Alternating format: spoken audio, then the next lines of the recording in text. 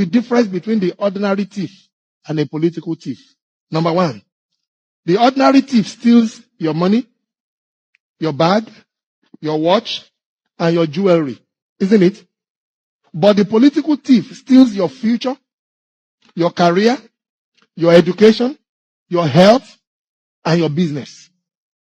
Number two, the hilarious part is that the ordinary thief will choose whom to rob. But you are the one who choose the political thief to rob you. Because we choose them. We vote them. We blindly say we are not blind. Who is deceiving who? The ridiculous part of the whole issue is that we will fight to defend and protect our belongings from the ordinary thief. Is it not? But we fight each other to defend and protect the political thief. Is that not what we do?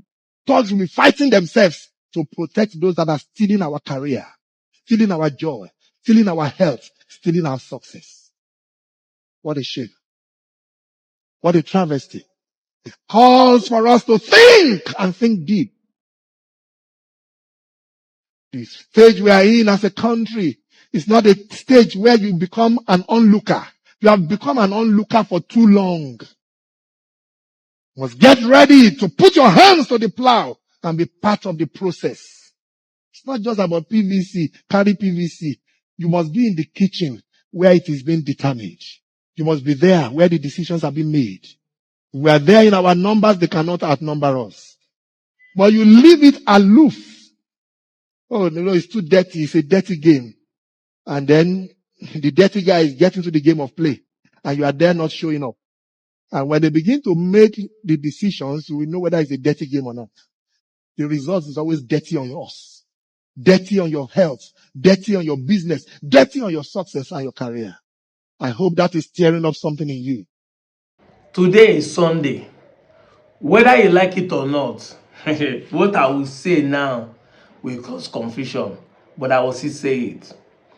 Whether you accept what I'm saying or not, the political power is stronger than your spiritual power. This is where people don't want me to say. Face what you are saying, we like the way you are talking of Igbo unification. We like the way you are talking about politics. But live spiritual. What you don't know is bigger than you. Oga. The political power is stronger than your spiritual power. Let me give you an example. I was discussing yesterday for over 3 hours with my cousin sister. And I now told her this. If you believe that people can disappear, now remember, disappearing is a spiritual gift. It's not scientific. So you taught yourself whether it's the power of Jesus or the power of a imam or the power of a juju priest or that of the Voodoo or the Hindu, whichever religion you practice and you believe they have spiritual powers and you can disappear. And I told her, if you can disappear, what are we still doing in Nigeria? Why don't you disappear and go and live in Canada? She answered me, but you will not have the documents to live in those communities. And I said, so you need to go physical to apply for the documents for you to go to Canada. She said yes. I said, okay, fine. And I told her, I don't believe that people can disappear. But I'm trying to tell you that even if you think that those powers exist, it now let you know that even the spiritual obeys the law of the physical. Because if this my wall is a boundary between Nigeria and another country, the spiritual cannot disappear from here to another country because he knows there is a law physically stated that for you to enter this other country, you need a paper document to go over there. This is an agreement made in physical by human being, but say this is our boundary. Whoever that want to cross here must have a document. Yes, you can cross it illegally, and that's why if they catch you, they will deport you. But you cannot cross it spiritually. If not, you need like 10 million naira to start processing visa to go to foreign country, maybe like Sweden or UK itself. You need like 10 million. But to do just for disappearing, I'm not sure it's up to 200,000. Yet people go claim say they disappear. They see they Nigeria, they suffer. They cannot disappear and enter another country. These things you look down with the agreement, political agreement, that the government agree that this is a political boundary, this is a boundary politically. Your spiritual power obeys it. I don't know whether my explanation makes sense to you, but I'm trying to tell you that your political power is stronger than your spiritual power. In 2020, during the COVID, with all the spiritual power everybody claimed they have on the earth, none of them could tackle COVID-19. The politicians closed down churches. You have to stay in your house.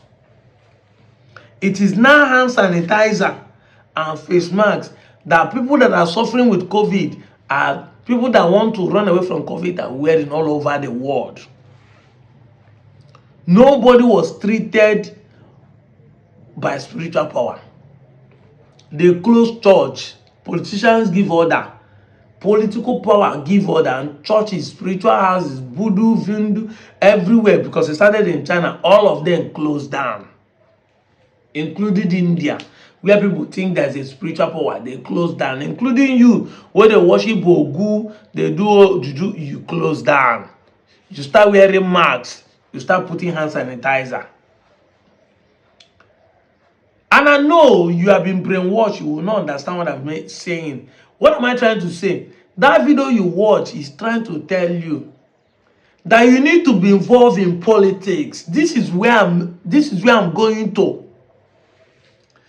Be involved in politics, because your political power is stronger than your spiritual power. And I know you come and tell me, say, but this God is saving you. Those that are being killed in the church, those that are being kidnapped in the church in the northern Nigeria, those that Boko Haram entered their church in Yoruba land, what happened?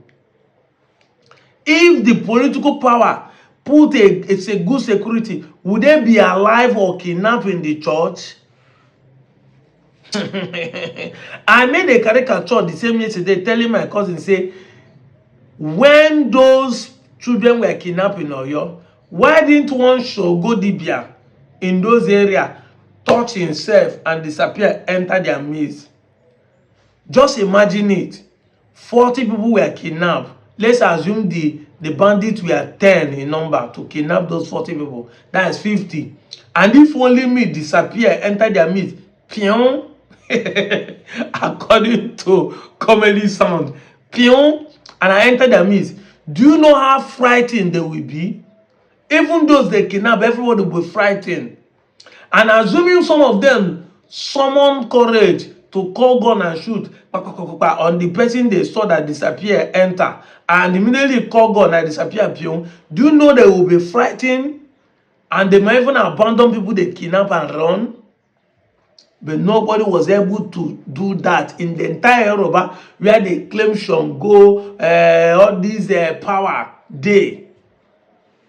But when we tell you say there's no power, you go say na lie. Our Nigerian forces are entering inside bushes to go and fight. None of them get spiritual power to say, I want to do Odeshi. You need political power to protect yourself, not spiritual power.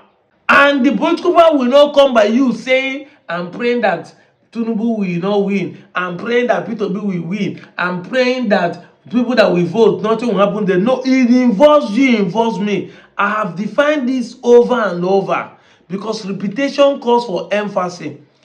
Democracy is defined as government of the people, by the people, for the people. But as far as Nigerians remove themselves from the democracy, the few people will keep hijacking it and treating you the way you want. We are 250 million Nigerians, but we are not up to 20 million Nigerians that participate in election. We are not up to 20 million. So over 80% of Nigeria don't participate in democracy. And that is why the few leaders will hijack it and use it to their advantage. But instead of you to learn, you will not be saying that God will save us, so may God help us. Which God are you calling? Is that God deaf? that for 60 years you have been calling the same God, he has not answered you. But you know the problem? You are a fool. It's only a fool that keep doing the same thing, having the same result, but doesn't want to change his modus operandi. My English bad though. But that is the truth.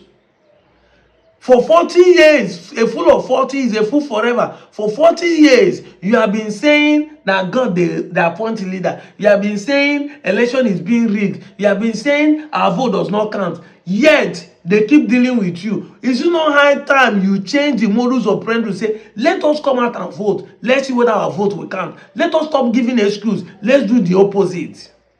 Every time you give this excuse and yet you still sit down to complain, you have been praying saying that God will provide for you. Has God provided for you? I make another caricature the same yesterday saying those who claim they have power to disappear, why are they complaining about fuel increase? The man came and said subsidy have gone. You are complaining when you have power to disappear. Why are you saying that transport fare has increased? Touch yourself. Go where you want to go. Exactly. Because if you have this spiritual power that you think is strong, you don't need to complain when the man is doing political jamboline. The fuel price is 1,400 and that means transport fare has increased. Why are you going to complain? You touch yourself from inside this house, you go to the chat, you finish your business, you touch yourself with all the things you buy, you land in Abuja, business end. If you do that with a proof, people will follow you and patronize their powers. If they work, no. This is why I keep telling you, political power, a man make a change. I've said it over and over. A tree cannot make a forest, but it's not the same application to a human being. A man, one man can make a change. Only you, your vote can count and make a change. Because it is only one Tinubu that make a statement that we are suffering today. And your spiritual power cannot still solve it. Thank God for a man like this.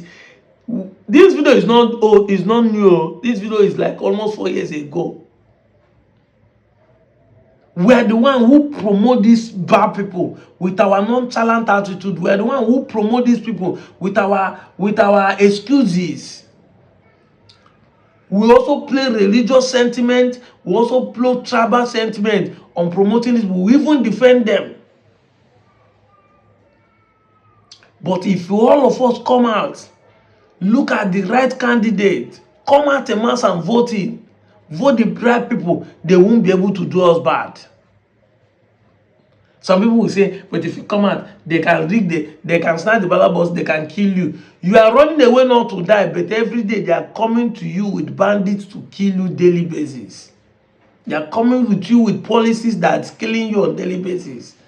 Today we have 130 million Nigerians in multidimensional poverty. And you are still calling God.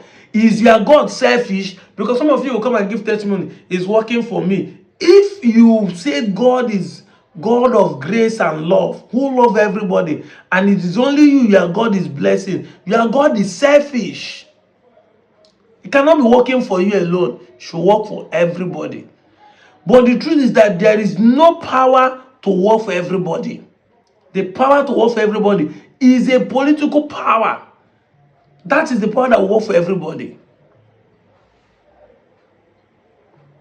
A word is enough for a wise. We still have some months to election, and we are educating you now, giving you understanding so that you start changing your understanding. You start trying to see life in a different angle. I'll be here to be reminding you so that you won't reach tomorrow and start pointing finger at who do not do anything.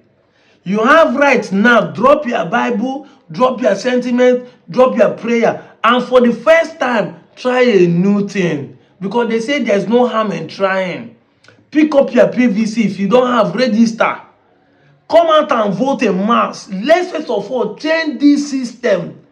Let's change. Let's try this. Stop giving excuse. Election is rigged. The excuse is for the failure.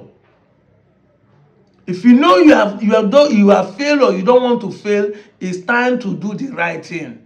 I'm Via Joe.